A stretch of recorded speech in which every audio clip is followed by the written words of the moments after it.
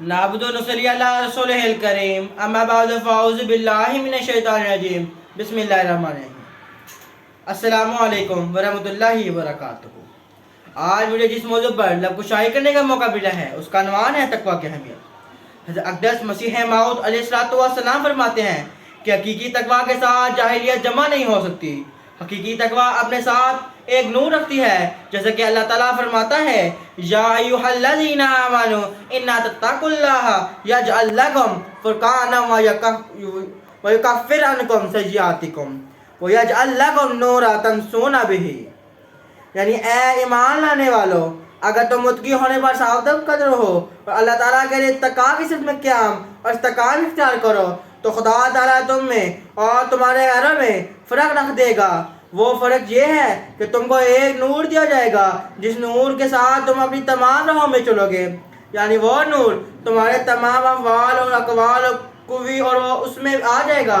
تمہاری عقل میں بھی نور ہوگا، تمہاری ایک عقل کی بات میں بھی نور ہوگا، وہ تمہاری آنکھوں پہ بھی نور ہوگا اور تمہارے کانوں اور تمہاری زبانوں اور تمہارے بیانوں اور تمہارے ہر ایک حرکت و سکون میں نور ہوگا۔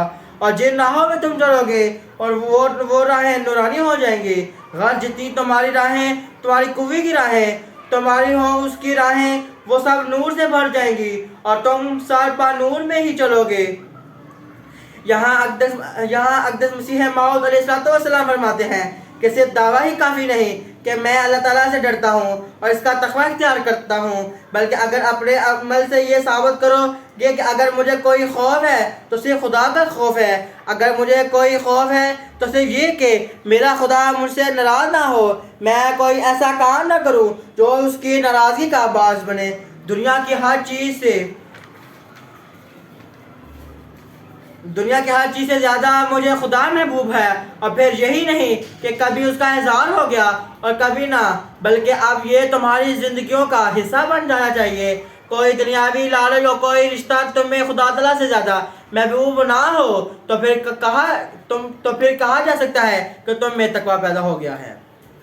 تقویٰ کی وضاحت کرتے ہوئے آپ علیہ السلام مزید فرماتے ہیں کہ تقویٰ کے بہت سے اجزاء ہیں۔ عجیب خود پسندی، مال حرام سے پرہیز اور بد اخلاقی سے بچنا بھی تقویٰ ہے۔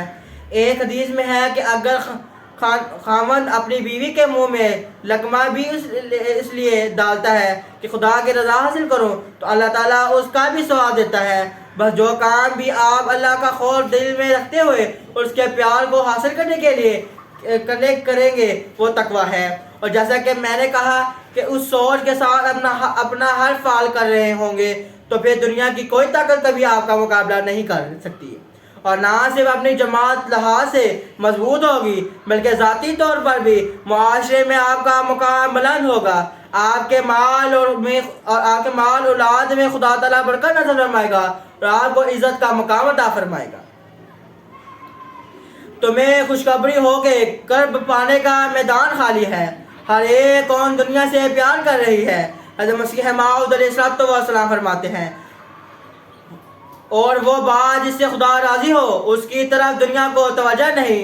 وہ لوگ جو پورے زور سے اس دروازہ میں داخل ہونا چاہتے ہیں ان کے لیے موقع ہے کہ اپنے جوہر دکھلائیں اور خدا سے خاص انعام پاؤ۔ فرمایا کہ یہ مت خیال کرو کہ خدا تمہیں ضائع کر دے گا، تم خدا کے ہاتھ کا ایک بیج ہو جو زمین میں بویا گیا۔ خدا فرماتا ہے کہ یہ بیج بڑھے گا اور پھولے گا اور ہر ایک طرح سے اس کی شاخیں نکلیں گی اور ایک بڑا درخت ہو جائے گا۔ جزاک اللہ۔